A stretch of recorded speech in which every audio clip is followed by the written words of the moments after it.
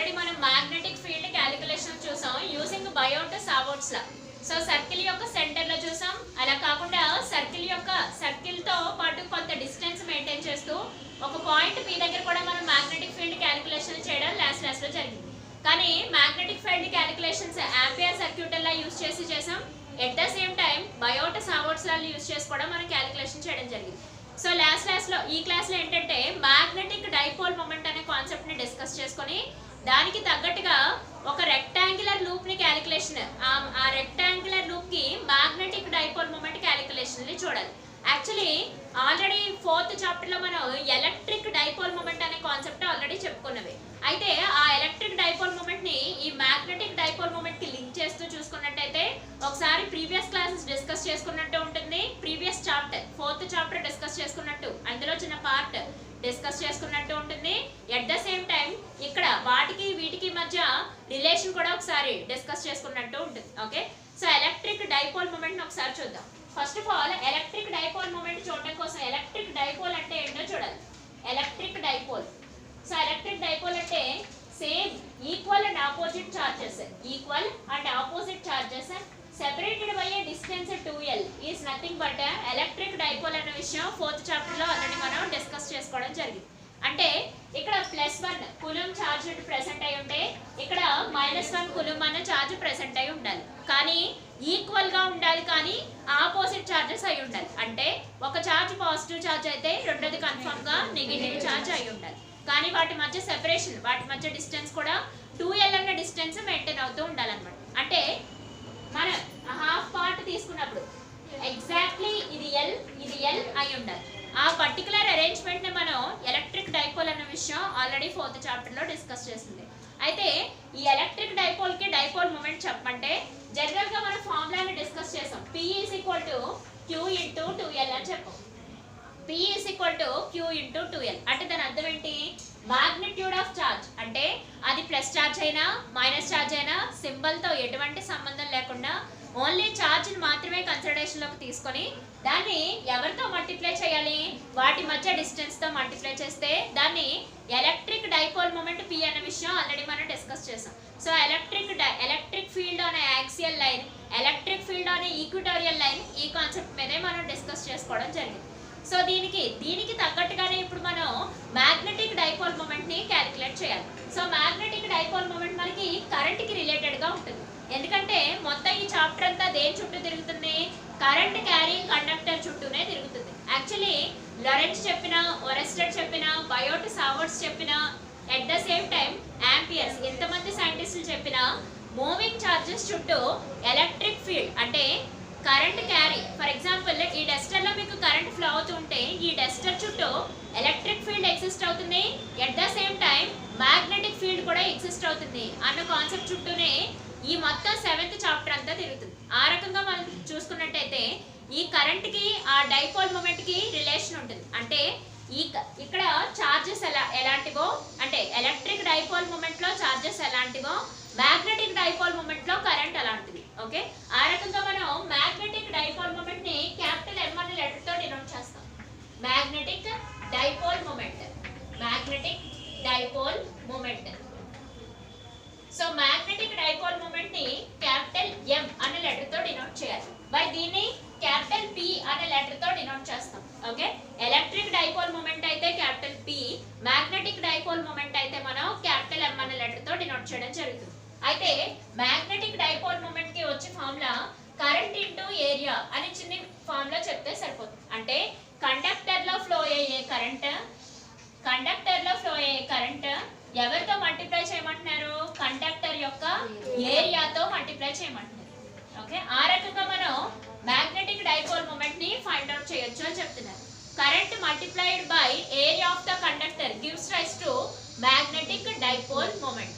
ఒకవేళ ఈ కండక్టర్ కి n నెంబర్ ఆఫ్ టర్న్స్ ఉన్నట్టయితే, టర్న్స్ అంటే copper windings, turns is nothing but copper windings. ఒకవేళ కండక్టర్ మీద n number of copper turns ఉన్నట్టయితే ఆ n number of copper turns కూడా మనకి మ్యాగ్నెటిక్ డైపోల్ మొమెంట్ లో వచ్చి మల్టిప్లై అవడం జరుగుతుంది. ఆ రకంగా magnetic dipole moment M is equal to n into I into A, where n is nothing but number of turns.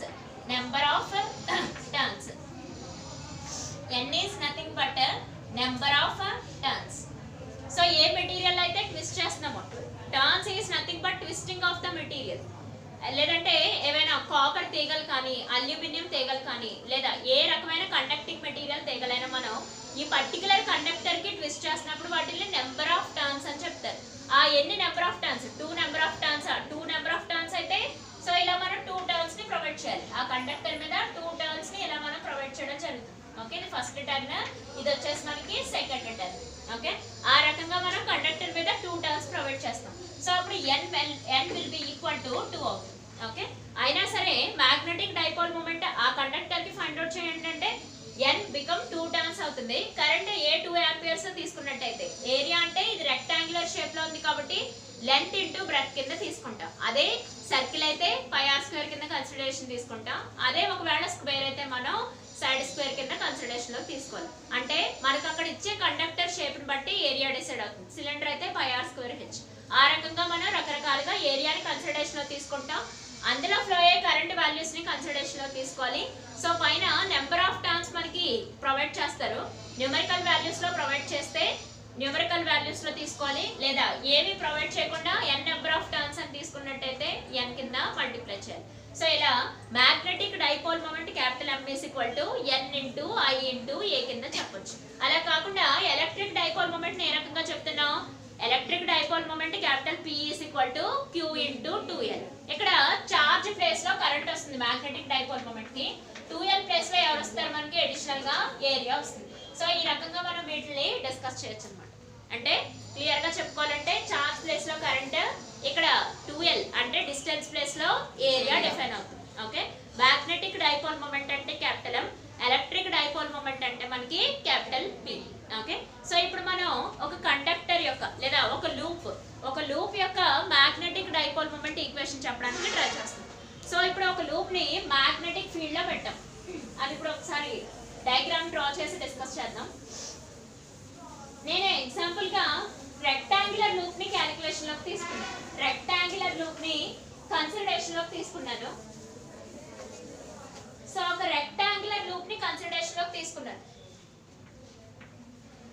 Okay, ఆ rectangular loop breadth B, length L.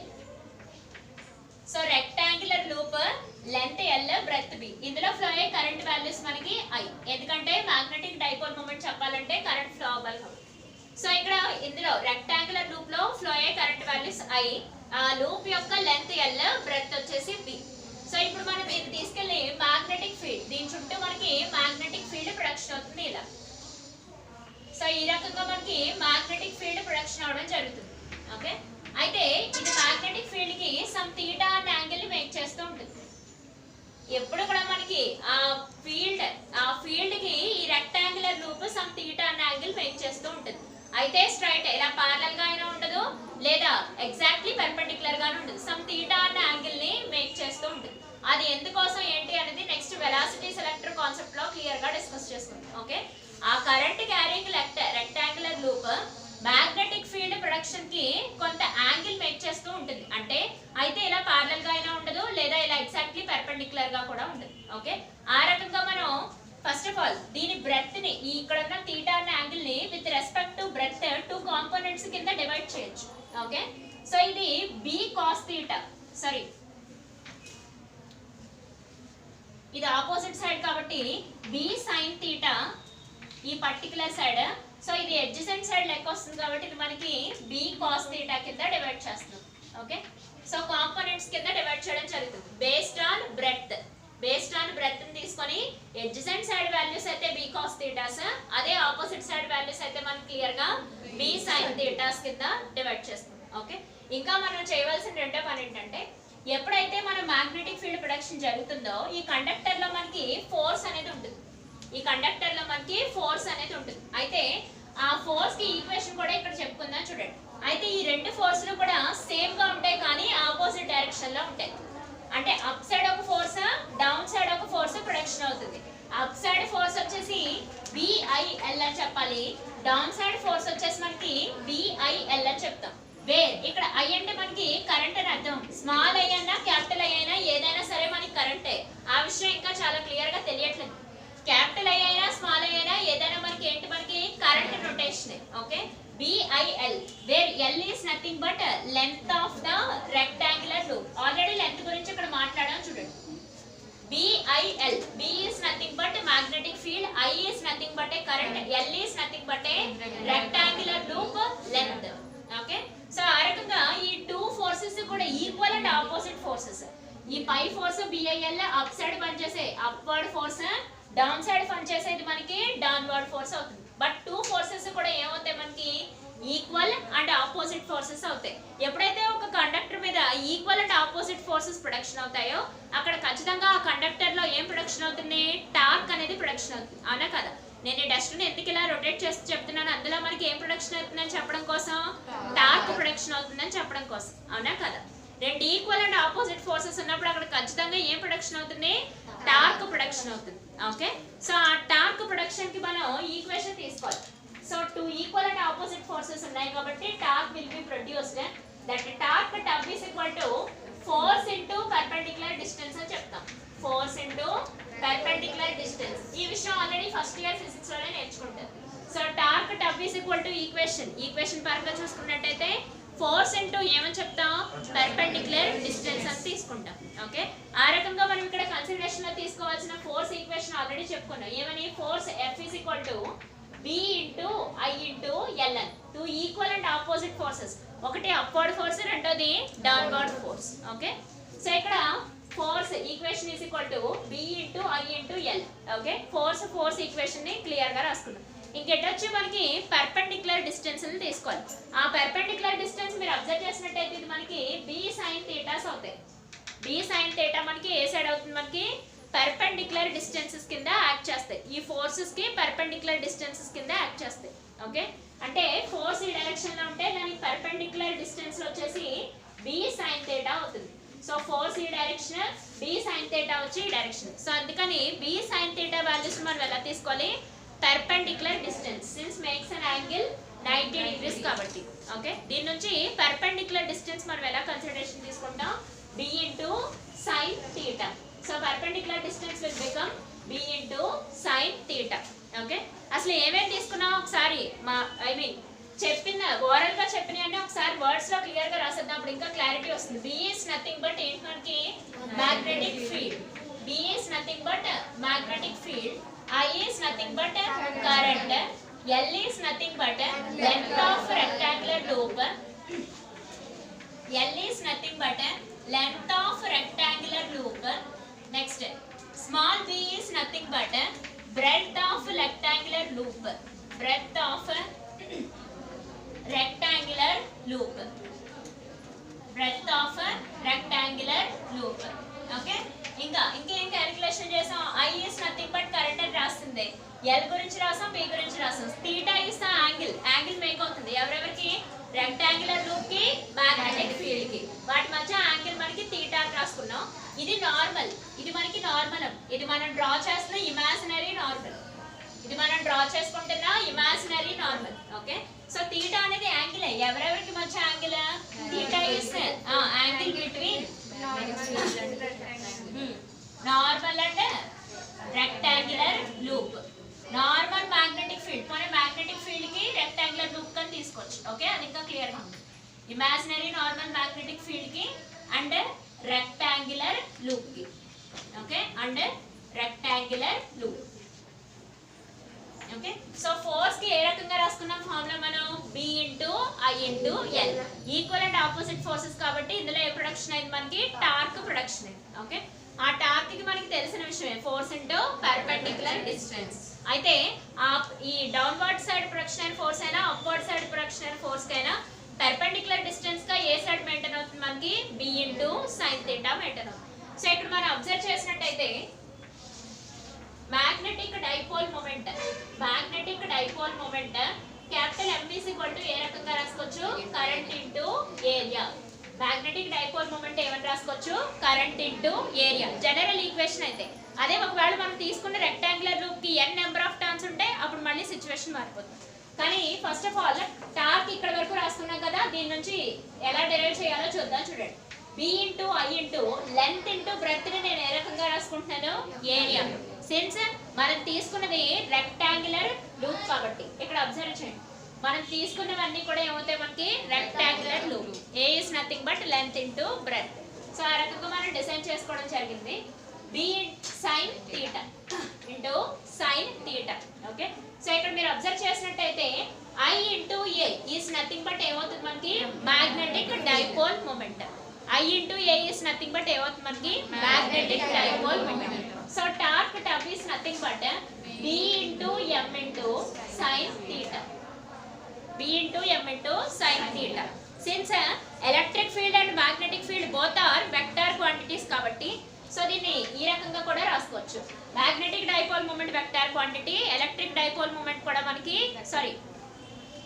Magnetic dipole moment అయినా electric dipole moment అయినా magnetic fields అయినా electric fields అయినా ఏమైనా సరే మనకి ఏ quantities అవుతాయి మనకి vector quantities. So sine angles ఉన్నాయి కాబట్టి ఖచ్చితంగా వీటి మధ్య ఏ ప్రొడక్ట్ వేసుకోవచ్చు మనం, cross product or dot product. ఖచ్చితంగా క్రాస్ ప్రొడక్ట్ వేసుకొని రిప్రజెంట్ చేయొచ్చు. ఓకే, ఖచ్చితంగా మనం ఏ ప్రొడక్ట్ వేసుకొని రిప్రజెంట్ చేయొచ్చు, క్రాస్ ప్రొడక్ట్స్ వేసుకొని రిప్రజెంట్ చేయొచ్చు. సిన్స్ ఇవన్నీ కూడా మనకి వెక్టార్ క్వాంటిటీస్ కాబట్టి ఇక్కడ నొటేషన్ అయిన యాంగిల్స్ మనకి సైన్ యాంగిల్స్ కాబట్టి సో ఇక్కడ మనం ఏ ప్రొడక్ట్స్ లో రాసుకుంటున్నాం, మనం క్రాస్ ప్రొడక్ట్స్ కింద రాసుకుంటాం. ఒకవేళ ఇన్ కేస్ రెక్టాంగులర్ కాయిల్ కి n నెంబర్ ఆఫ్ టర్న్స్ ఉంటే సిచ్యువేషన్, ఒకవేళ రెక్టాంగులర్ కాయిల్ మీద n నెంబర్ ఆఫ్ టర్న్స్ ఉంటే సిచ్యువేషన్. సో ఒకవేళ n number of capital N number of turns ఉంటే అప్పుడు ఈ ఈక్వేషన్ జస్ట్ సింపుల్ గా ఇలా చేంజ్ అవుతుంది. ఎలా మనకి n into n just simple గా ఇంటూ n కింద చేంజ్ అయిపోతూ వస్తుంది అంతే. సో ఇంటూ n కింద మనకి చేంజ్ అవుతుంది. అప్పుడు n ఇంటూ I ఇంటూ ఏ మనం డైరెక్ట్ గా ఇంకా ఇక్కడ n రాయవలసిన పని లేదు.